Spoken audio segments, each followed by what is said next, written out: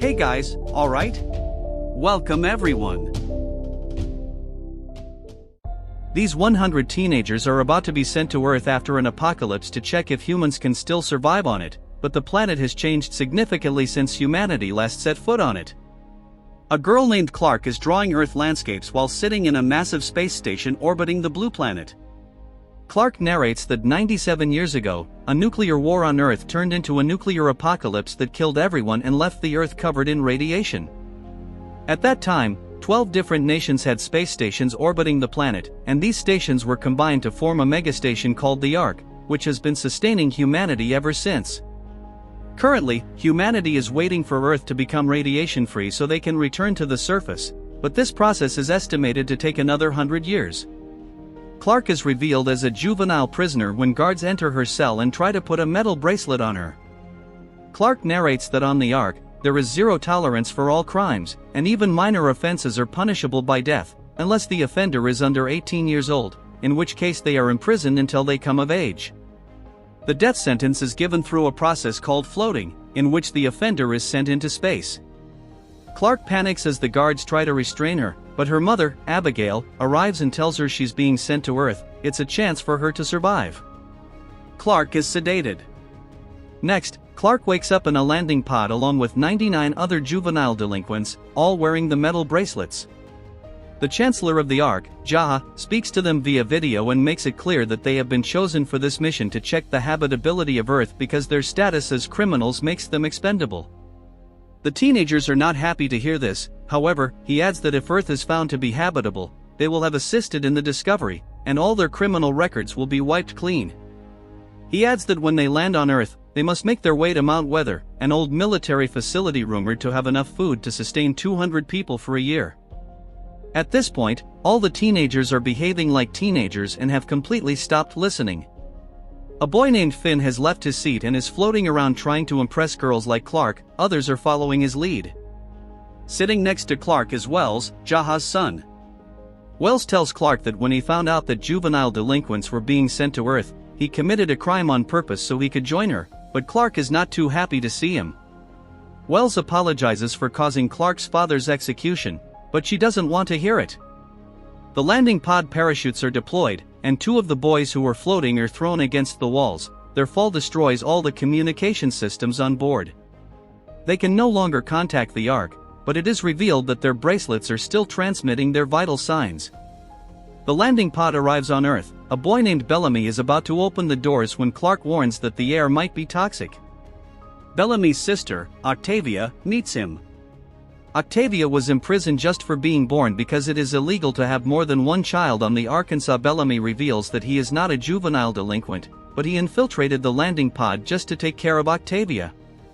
He opens the door, and Octavia steps out. She can breathe, she screams, and all the teenagers celebrate as if they have arrived at a rave. Clark is also excited, but she checks her map with concern. Finn asks what's wrong, and she reveals that they have been left an entire forest away from Mount Weather, where they will find their next meal.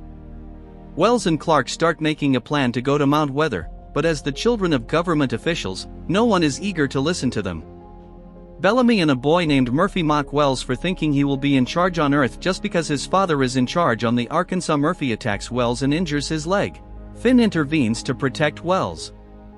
Bellamy explains to Octavia that he did something on the Ark to get on the landing pod, something that will get him in a lot of trouble with the law. Clark realizes that Finn tried to remove his metal bracelet and advises against it. She says the bracelets are the only thing telling people on the Ark that they are alive. If they remove them, people on the Ark will think they are dead and assume that Earth is uninhabitable, so they won't send help. Bellamy overhears all of this. Finn, Clark, and two boys named Jasper and Monty decide to head to Mount Weather. Octavia joins them. Wells wants to go but can't walk. As they walk through the forest, Clark realizes they haven't seen any animals, and she worries that it's because radiation has killed them all, which would mean they will die soon too. Suddenly, they spot a deer and admire its beauty, but when it turns its head, it's revealed to be severely mutated, having two heads. Back on the Ark, Abigail receives news that Chancellor Jaha was shot during his surgery. Abigail breaks the law and uses more resources than allowed per person to save him. Meanwhile, Vice-Chancellor Kane is informed by a commander that Bellamy has been identified as Jaha's shooter. The commander also tells him that now that Kane is the acting chancellor, he can give the order to kill people on the Ark to buy time. It is revealed that, unbeknownst to the people, the life support system on the Ark is failing and will fail completely unless the burden on it is reduced, and some time is dedicated to fixing it. Kane says he wants to do this, but not this way. He will do it by the book, through a council vote. On Earth, everyone hates Wells because whenever someone was arrested or someone's parents were floated, his father was the one giving the order. Bellamy talks to Murphy and the other boys, saying they need to take off their bracelets so that people on the Ark won't follow them down here. He convinces them that their crimes won't actually be forgiven, and even if they are, they will still be treated as second-class citizens. Murphy and the boys agree to help Bellamy trick people on the Ark and take charge on Earth. On the Ark, Kane notices that 2 bracelets have suddenly gone offline, and he is convinced that the young people are dying. Abigail says that sudden death isn't how radiation works, so they can't be sure that Earth is uninhabitable yet. On Earth, Jasper and Monty wonder why they were sent now and not earlier, and Clark explains that the Ark's life support systems are failing. Her father was the first to discover this and wanted to tell the truth to the people. Clark shared this with Wells, who was her friend at the time, and he told the government. The government believed that this would cause panic, so they floated Clark's father and imprisoned Clark because she also tried to tell people. They reach a river, and Octavia does the most teenage thing possible. She undresses down to her underwear and jumps into the river. A giant snake-like creature appears in the river and attacks Octavia, but the others manage to save her by distracting the creature and pulling her out of the water. At night, Wells sees that Bellamy is convincing all the teenagers to remove their bracelets. He tells them they will build their own society down here, lawless, so they can do whatever they want. The message obviously appeals to the young and naive. It starts to rain, and Wells advises to collect the water. On the Ark, Kane sentences Abigail to death for breaking the law during Jaha's surgery. Abigail says she did it to keep Kane out of the chancellor position and that she would do it again. At night, Clark wakes up and discovers that the forests have bioluminescence. She and Finn share a sweet moment. Meanwhile, Bellamy and Murphy force Wells to remove his bracelet. Kane takes Abigail to carry out the death sentence, but at the last moment, a partially recovered Jaha arrives and says he has forgiven Abigail. On Earth, Clark's group decides to cross the river using a vine. Jack Casper goes first to impress Octavia. He succeeds, and everyone celebrates, but suddenly, a spear flies straight into Jasper's chest. Clark realizes they are not alone on Earth. Finn, Clark, Octavia, and Monty run, but as they run, they hear Jasper's screams. They realize he was taken alive. On the Ark, Jaha arrives in the control room and sees that Wells' bracelet has gone offline. He is devastated, but Abigail says there is no reason to assume that this means the young people are dying. Bracelets can go offline for many reasons. Kane says there is no time for false hope. Clearly, Earth is not habitable, so they must take measures to save the Arkansas. The next morning, Wells sees that the teenagers are behaving like animals. He warns Bellamy that this chaos cannot be controlled, but Bellamy doesn't care. Murphy attacks Wells again, and the two start fighting when Clark's group returns. They tell everyone that Jasper was attacked, and they are not alone on Earth. Clark realizes that most people have removed their bracelets and says they need to stop because they need reinforcements from the Ark if they are going to survive against those on the ground. Bellamy gives an exciting speech about how they can take very good care of themselves and that privileged children of government officials, like Wells and Clark, just want their place in society back. Abigail tells Jaha that Kane will bring up the issue of killing people on the Ark, but they still have hope on Earth, so they should vote against it. Jaha tells her that the Ark is dying and hope is not enough. On Earth, Clark starts a mission to rescue Jasper. She recruits the help of Bellamy, who has a gun, telling him that he can't afford to look scared if he wants to lead all the youth. Wells and Finn also join the rescue team. Bellamy leaves a boy named Adam to look after Octavia before leaving. Clark asks Monty, who is trained in engineering, to try to re-establish communication with the Arkansas. On the Ark, a brilliant young engineer named Raven is preparing to visit her boyfriend in juvenile prison, but she is informed that the prison is quarantined due to a virus outbreak. She confronts Abigail about this and says she can tell there is no outbreak and that they are hiding something. On the ground, while Adam tries to contain Octavia's antics, a romance blossoms between the two. The rescue group splits up and Finn and Clark come across a waterfall, deciding to take a break and cool off, which leads to romantic moments between them. Next, they discover blood on some rocks and find Jasper's glasses, realizing they must be close to him. On the Ark, Abigail catches Raven trying to sneak into the control room. Raven explains that the youth on Earth are not dying, they are just rebellious teenagers, so they are probably taking off their bracelets because that's exactly what they were told not to do. Adam and Octavia discover a forest full of bioluminescent butterflies and share a sincere kiss. The rescue group finds Jasper tied to a tree with natural medicines on his chest wound to keep him alive. As they approach, Clark almost falls into a trap, but luckily Bellamy catches her hand and pulls her out. On the Ark, a council meeting takes place where Kane proposes killing 209 ordinary people to buy time to fix life support systems. The vote is tied and the Chancellor must be the tiebreaker.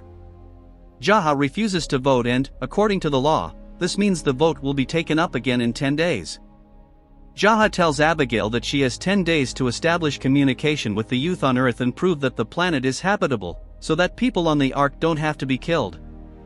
While the rescue group is cutting Jasper from the tree, a leopard-like creature arrives and heads for Bellamy. Wells, who secretly stole Bellamy's gun, shoots the creature. Abigail enlists the help of Raven to repair an old landing pod, so that she can go down to Earth and prove that it is habitable. Raven agrees to help, as long as she can go with Abigail, because her boyfriend is also there. Abigail agrees. On the ground, the rescue group returns with Jasper and the body of the leopard-like creature, which they plan to eat. The teenagers are happy to finally have food. Clark starts working on curing Jasper. Bellamy tells people that if they want food, they will have to take off their bracelets, but Finn reminds everyone that initially Bellamy told them they could do whatever they wanted down here, that was the point. He takes food without taking off his bracelet. Then, Bellamy catches Adam kissing Octavia and punishes him for it. Meanwhile, a native of the ground secretly watches all this. Clark has a flashback from a year ago, where she, her father Jake, Ja, and Wells are watching an old football game on the Arkansas. Jake receives news of an analysis report he is working on and his face suddenly becomes grim. In the present, Clark is trying to cure Jasper, who is in a lot of pain and screaming. The other teenagers are getting upset by the noise. Clark goes out and finds a little girl named Charlotte screaming in her sleep. She wakes up and tells Clark that her parents were floated and she dreams about it every night. Clark comforts her. Some teenagers are out for a stroll at night when a strange yellow fog engulfs them, burning them. The next morning, Octavia tries to flirt with Adam, but he does not respond, and Octavia realizes that Bellamy probably did something. She gets angry with him. More and more people start complaining about Jasper's screams, and Bellamy says that if he doesn't get better by tomorrow, they will have to kill him because he is bringing down morale.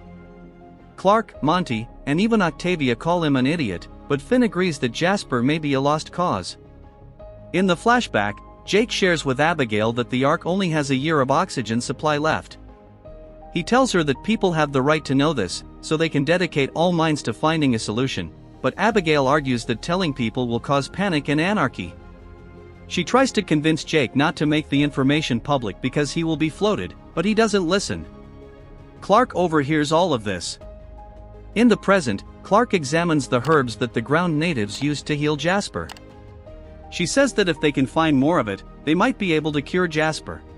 Wells, who is a skilled botanist, says they can probably find the herb in a shallow body of water. Clark, Finn, and Wells go out looking for it. Along the way, Wells tries to convince Clark to not hate him anymore, but she says that he caused her father's death and there is no forgiveness for that. On the way, they find the carcass of an old automobile. Bellamy and the gang are hunting for food when Charlotte joins them. At first, they want to send her back, but when she shows enthusiasm, Bellamy hands her a knife and allows her to join the hunt. Finn, Clark, and Wells find the herb, which is actually a type of seaweed, and then the yellow fog comes quickly towards them, making them run. When the storm arrives, Finn, Clark, and Wells hide inside the automobile they saw earlier to protect themselves.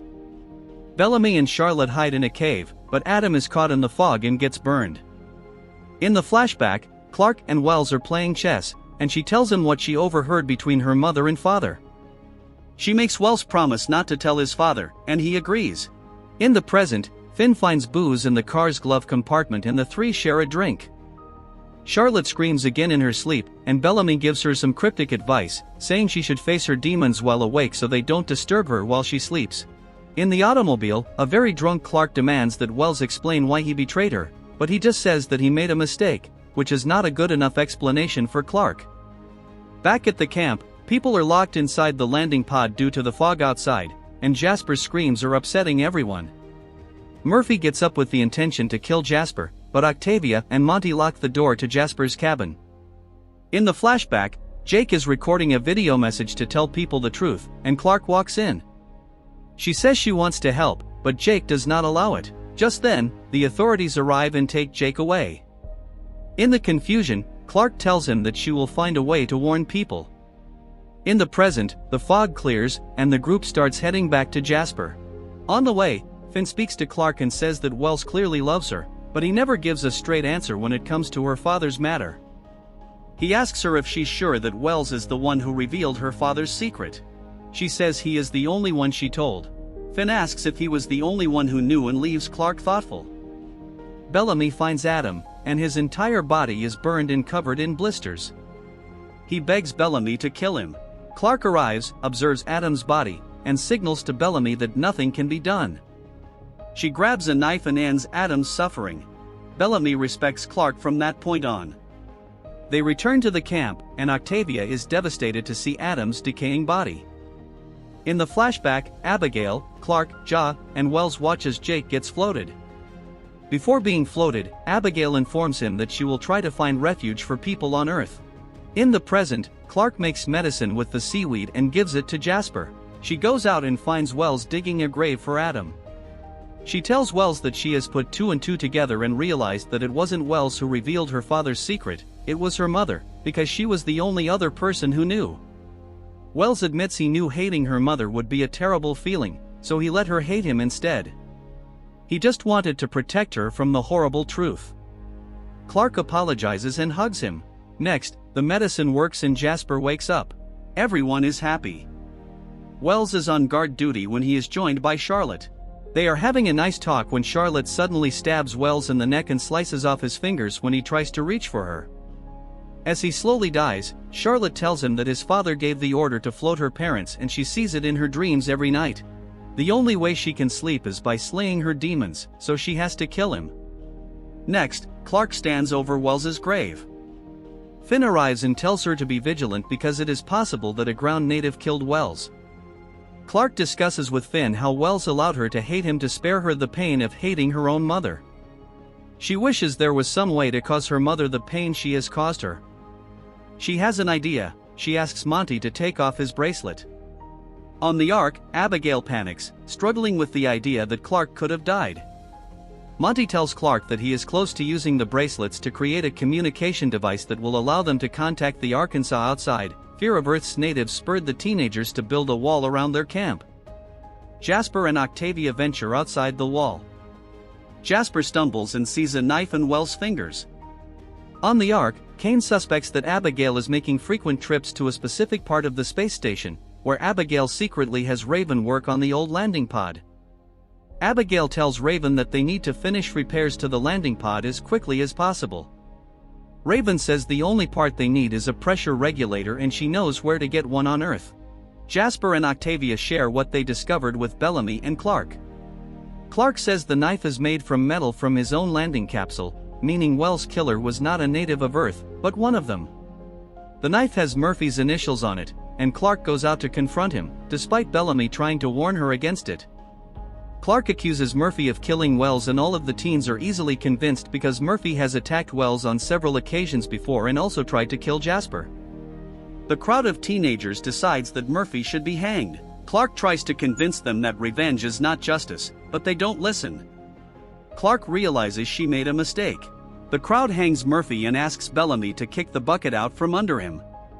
Bellamy gives people what they want, but seeing all this, Charlotte can't take it anymore and confesses that she was the one who killed Wells. Clark saves Murphy just in time. At the Ark, Raven arrives to find Nigel, an illegal parts dealer.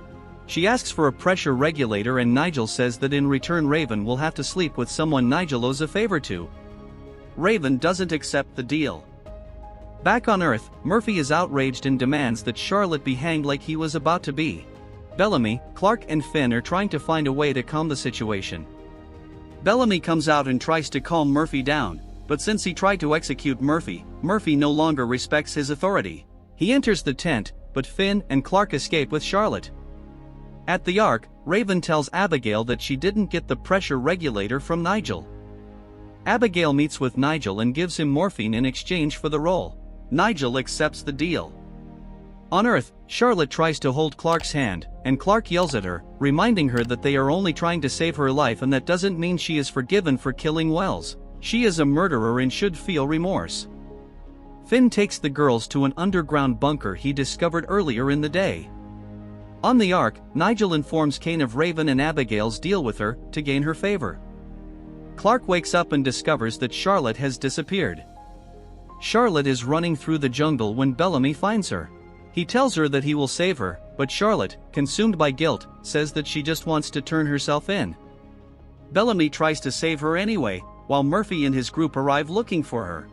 At the Ark, Abigail is informed that Kane is coming to arrest her.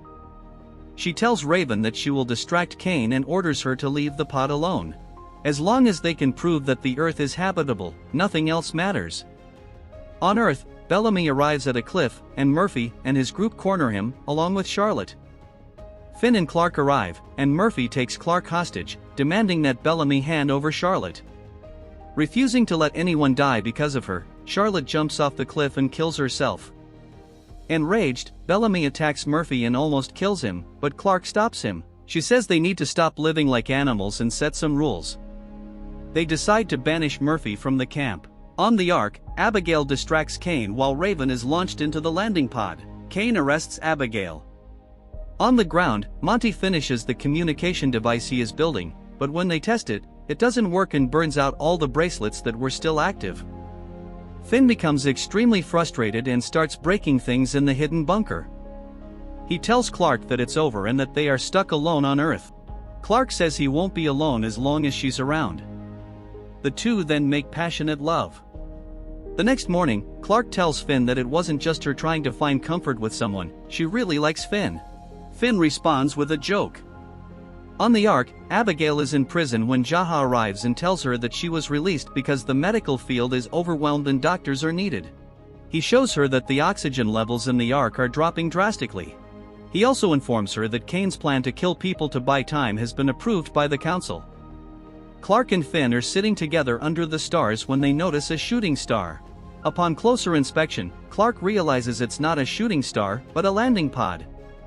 The people at the camp also see the pod and excitedly theorize about what the Ark has sent them. Bellamy is worried, as he remembers his crime on the Arkansas. He orders no one to go to the pod at night, as it's too dangerous, they'll check it out in the morning. Raven is unconscious due to the pod's impact on the ground. The Ark is trying to contact her via radio. Finn and Clark arrive at the camp and discover that Bellamy is gone. They realize he is going after the radio in the pod because ever since he's been on Earth, he's consistently tried to ensure that the Ark doesn't find out the truth about Earth. Octavia catches up with Bellamy and demands to know the truth. Bellamy tells her that when he found out she was among the 100 juveniles being sent to Earth, he desperately wanted to get on the pod to look after her. Then, someone offered him a deal where he had to shoot Jaha in exchange for a place on the pod. Octavia can't believe it and tells him that she didn't ask for any of this. On the Ark, Kane is telling Jaha about how they will make the culling of people on the Ark look like an accident. Jaha agrees to the plan, but says that he will join the people who are dying, leaving Kane as the new chancellor. Kane is shocked.